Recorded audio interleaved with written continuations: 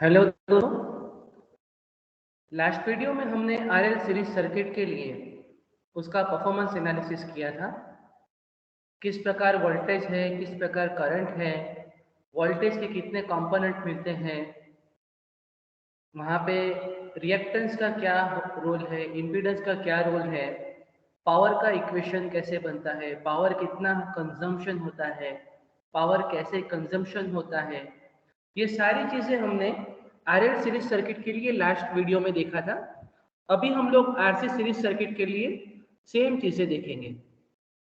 मान लीजिए आपको यहाँ पे आरसी सीरीज सर्किट दिया गया है, तो वोल्टेज का यहाँ पे इक्वेशन होगा V M sine omega T और करंट का इक्वेशन होगा I M sine omega T plus five. आप लोग याद कीजिए दोस्तों, जब आरएल सीरीज था तो यहाँ पे माइनस हमने लिखा था, तो लॉजिक क्या था कि रेजिस्टर में वोल्टेज और करंट दोनों में फेज डिफरेंस जीरो है और कैपेसिटर में वोल्टेज और करंट दोनों में फेज डिफरेंस अगर इंडक्टर है तो 90 है। इसी प्रकार यहाँ आप देखिए, कैपेसिटर है तो कैपेसिटर का वोल्टेज और करंट में 90 डिग्री फेज डिफरेंस आता है। इसका मतलब करंट 90 डिग्री लीडिंग रहता है और रेजिस्टर के लिए वोल्टेज और करंट इन फेज रहते हैं, जैसा यहाँ पे दिखाया गया है। तो अगर आरसी सीरीज है तो उस केस में हमारे वोल्टेज और करंट दोनों के बीच में एक छोटा सा डिग्री आएगा फाई एंगल। ये जो वेवफॉर्म है ये आपको क्या दिखाता है कि वोल्टेज से करंट दोनों में 5 डिग्री का फर्क है। यहाँ पे आपको दिखता है कि आप ऐसा कह सकते हो कि करंट है वोल्टेज से 5 डिग्री लीडिंग है, क्योंकि प्योर कैपेसिटर नहीं है, आर और सी सीरीज में कनेक्टेड है। तो इसलिए आपका डायग्राम ऐसा होगा कि आपका जो करंट है वोल्टेज है दोनों में 5 डिग्री का डिफरेंस आएगा और आपका वोल्टेज के दो यहाँ पे कंपोनेंट मिलेंगे। एक कंपोनेंट रेजिस्टिव वोल्टेज ड्रॉप है, इसके अक्रॉस ये जो रेजिस्टर है, रेजिस्टर के across voltage drop V R होगा, वो इन फेज विद करंट आएगा। और दूसरा कंपोनेंट वोल्टेज का VC होगा जो इन क्वाड्रेचर विद VR आएगा। यहाँ से 90 डिग्री का एंगल बनेगा। तो इसका मतलब VR और VC दो वोल्टेज ड्रॉप है, दोनों का आप वेक्टर सम लोगे तो आपको वोल्टेज मिलेगा।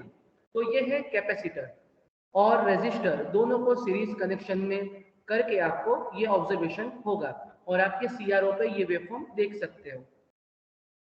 अगर मान लीजिए इसी डायग्राम के लिए हमने अगर इक्वेशन लिखा तो O A square plus O B square is equal to O A square plus A B square is equal to O B square.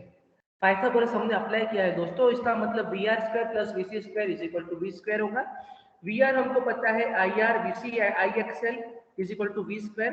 तो अगर दोस्तों सिंप्लीफाई करेंगे तो आपको ये मिलेगा, आई स्क्वायर कॉमन आ जाएगा तो V square upon R square plus XL square. तो I is equal to V by R square plus XL square. दोस्तों याद कीजिए, हमने जब आरएल सीरीज देखा था तब R square plus XL square आया था जिसे हमने इम्पीडेंस कहा था। तो ये केस में ये भी इम्पीडेंस है, तो I is equal to V by Z. दोनों में जेड इम्पीडेंस ही कहेंगे, लेकिन वहां Z R square plus XL square था और यहाँ Z R square plus XC square. तो ये हमारा इम्पीडेंस होगा जिसका यूनिट ओम होगा। तो ये Z अगर आपका टोटल मिलेगा इम्पीडेंस, तो x एक्सिस पे आपका रेजिस्टिव कंपोनेंट आएगा, रेजिस्टेंस मिलेगा, और y एक्सिस पे आपको XC मिलेगा। तो R square plus X square is equal to Z square होगा। इसका मतलब Z is equal to under root of R square plus XC square होगा। तो इस प्रकार आप इसको वेक्टर में समझ पाओगे। और फाई हमको मिलेगा एंगल जो है tan inverse XC by R। इसी प्रकार आपको एंगल मिल सकता है। पावर की हम थोड़ी बात कर लेते हैं दोस्तों। Power consumption P is equal to V I V M sine omega T I M sine omega T plus five, क्योंकि हमारा यहाँ पे क्या है, ये प्लस फाइव है क्योंकि हमारा यहाँ पे जो करंट है वो करंट 5 डिग्री आगे चल रहा है दोस्तों। तो ये प्लस फाइव आया। तो अभी हमने 2 से डिवाइड किया और 2 से मल्टीप्लाई कर दिया दोस्तों। तो यहाँ पे 2 sign omega T into sine omega T plus five 2 S S, तो सी माइनस सी होगा। तो अल्फा बीटा वाला आपको इक्वेशन याद है, मैथमेटिक्स के में हम लोग नहीं जा रहे हैं, उसको यहाँ पे अप्लाई करेंगे। तो cos omega T minus five minus cos omega T plus five.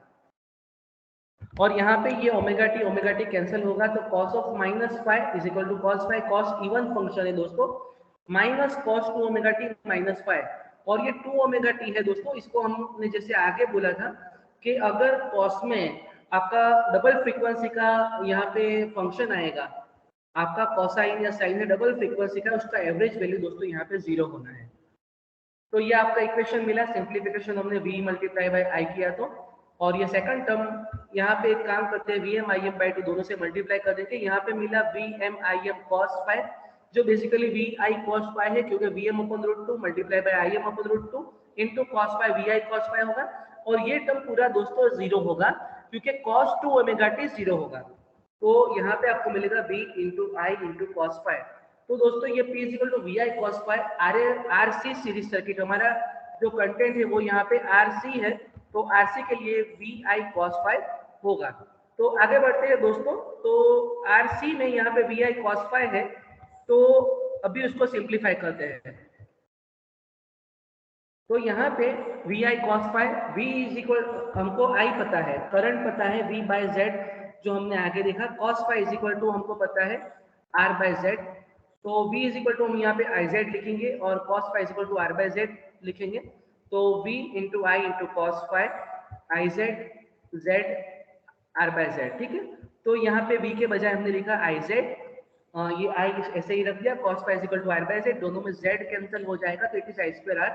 तो ये आपका रेजिस्टेंस के लिए जो वोल्टेज ड्रॉप होता है सर्किट में, अगर रेजिस्टेंस है तो रेजिस्टेंस के कारण जो वोल्टेज ड्रॉप होता है वो आई स्क्वायर आर आता है। इसका सिंपल मीनिंग ये होता है दोस्तों कि अगर आपके पास आरसी सीरीज सर्किट है, वहां भी पावर कंजम्पशन मात्र और मात्र रेजिस्टेंस के कारण ही होगा। अगर सर्किट में कंपोनेंट एलिमेंट जो आपका रेजिस्टर है, तो उसका जो रेजिस्टेंस रहेगा उसी के कारण पावर ड्रॉप होगा। कैपेसिटर कोई भी प्रकार का पावर कंजम्पशन नहीं करता, वहां सिर्फ चार्जिंग और डिस्चार्जिंग के साइकिल चलते हैं, जैसा हमने आगे डीसी सर्किट में पढ़ा था। आई होप आपको पता चला होगा, हमने आरएल सीरीज सर्किट देखा और आरसी देखा, आगे हम एलसी और आरएलसी देखेंगे। Thank you and keep learning.